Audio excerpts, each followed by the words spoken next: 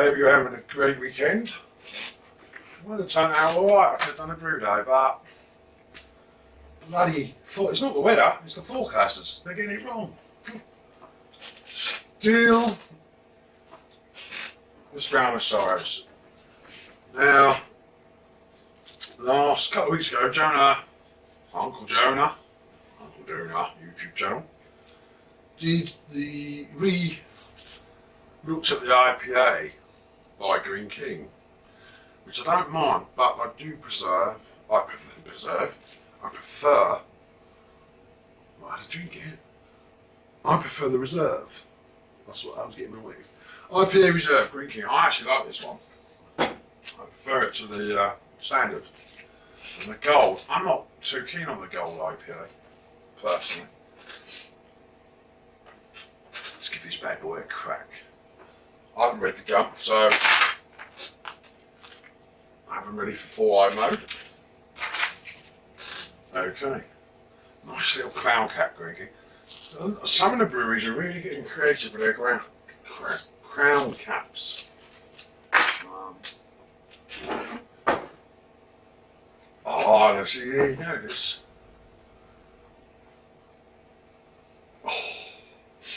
Oh, I'm going to say that's Goldings of some kind again. English hop, maybe a bit of Bramley Cross. Maybe a little bit of some citrusy note there as well. So, East Kent. Let's have a pour. Oh.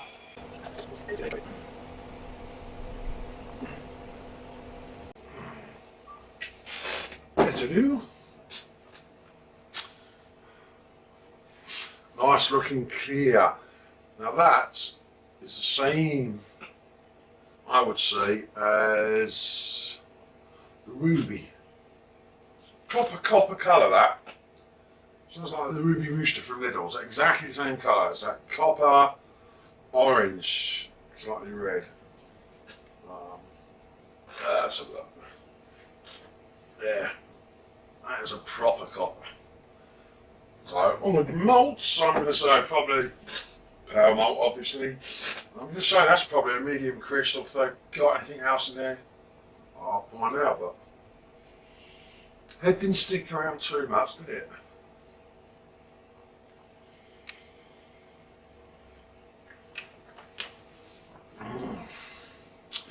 You are getting some citrusy notes, but also a little bit of floral.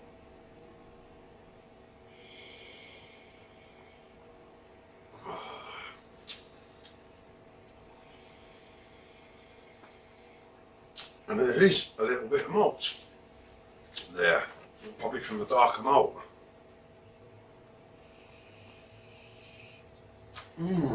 Meadow grass, sweetness. Okay, let's get in. Maybe I should get one of them foamy sticks. I did like Chris from Home Brew Chris. I thought that was very funny. It's a big shout out. Check his channel out. It's a very good brewer. He's been setting up his brewery, so if you want to do electrical grain, he's done his little thing, but he uses a cooler box mash tun. See, so but check his channel out. I've watched a few of his videos. So here's to you, Chris. Let's dive in.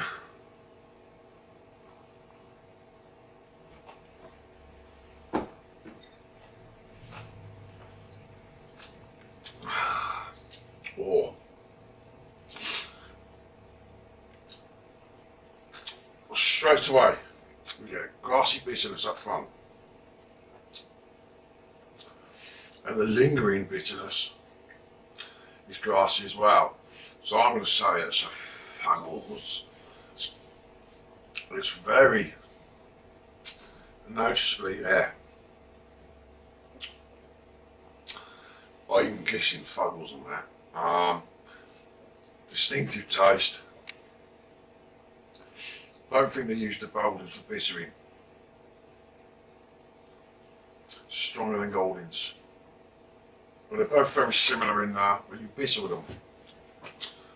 But yeah, you've got that cut grass bitterness. If you cut grass, in the early spring and it's quite long and it's mushing up. And you taste that grassiness and bitterness in your mouth when you're doing it. That's the taste you get.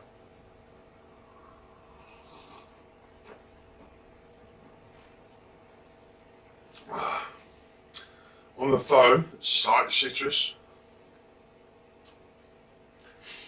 Some sweet malts. The malts don't hang about too long.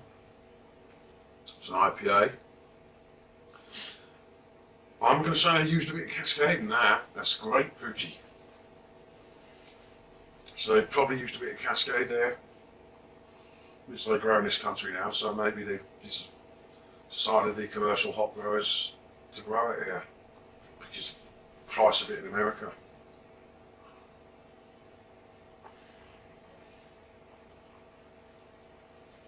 That's lovely. Good mouthfeel. You get the effervescence, but there is a body to the. There's quite a nice body to that.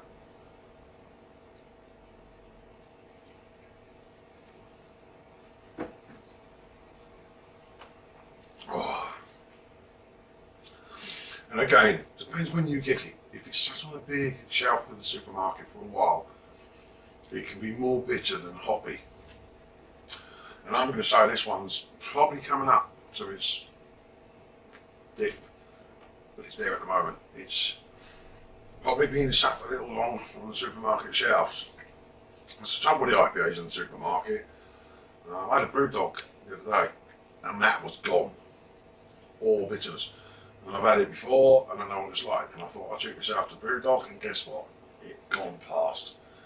Because they deteriorate. And this, I think I've had fresher, but it's not gone yet. It's going.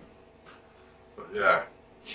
But I do love it. I think that reserve, for me, that's some pronounced British IPA. That's a traditional IPA. As Jonah would say, and I agree with him, it's a dishwater IPA. This is what was made to go out to India originally.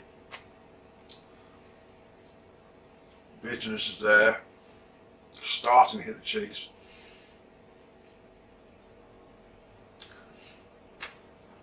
Maybe there's a little bit of darker malt in there to bring out the colour, but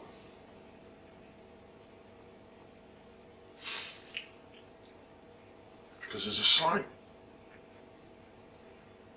coffee bitterness there as well. But whether they use a dark malt to give it the colour, not sure. But you do get some, maybe it's a heavy caramel.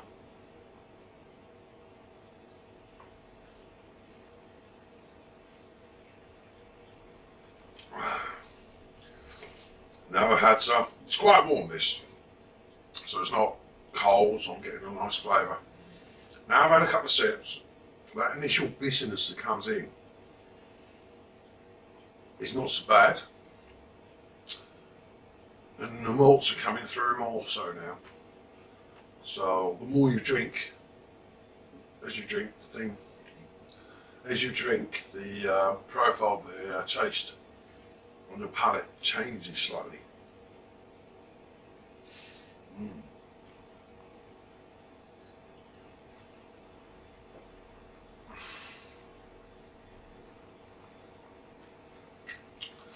I'm definitely going to say they've got some Cascade in there. It's grapefruit citrus. It's definitely, it's that grapefruit. And maybe they've put some in the bowl because Cascade can be piney, resiny, grassy, but I'm sure that's probably a Goldings or a Fuggles type ball hop for the main bittering. That grapefruit traditional Cascade smell, not overpowering. It's not the power. It's not being power hopped. But it's there.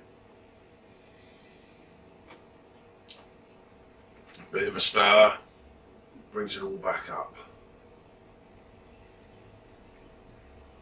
and I'm getting a bit more malt as well on the profile now.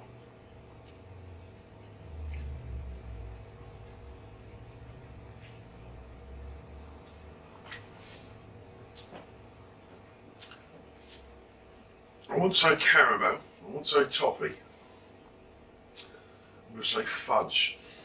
It's beginning to go into toffee from fudge. It's that type of caramel flavour on the malt.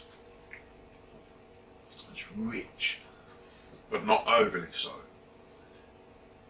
It's got a beautiful, lingering, refreshing bitterness to it.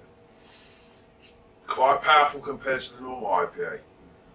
And I actually like that. I like that complexity to get these. I find this has got more complexity, it's got more layers. As you go down, they become more pronounced. And there, right at the back, the tip, is the oil bitterness. And it's newly mowed meadow grass. It's bitter, but not overly so. There's a slight sweetness to it. There's a slight familiarity of that slight flavour that you get right on the end of it, right on the back there, back of the palate, of the tasting. Oh, and it's well carbonated. Excuse me. Oh. Lovely, lovely thing. Well, it's one of my favourites. Now I know I've seen a lot of people dishwater pint supermarket, but I thought I fancied it.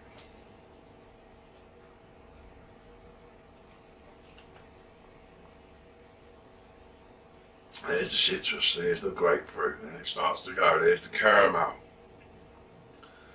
And then the bitterness kicks in. And there's that little bit of roastiness on the cheeks, just at the back. So well, I don't know what they've used, it could be a darker crystal malt. But it's not overly sweet, so heavily bittered I suppose in the boil, but there's just that little tingle from a roasted malt. Other than that, it's a bloody good pint.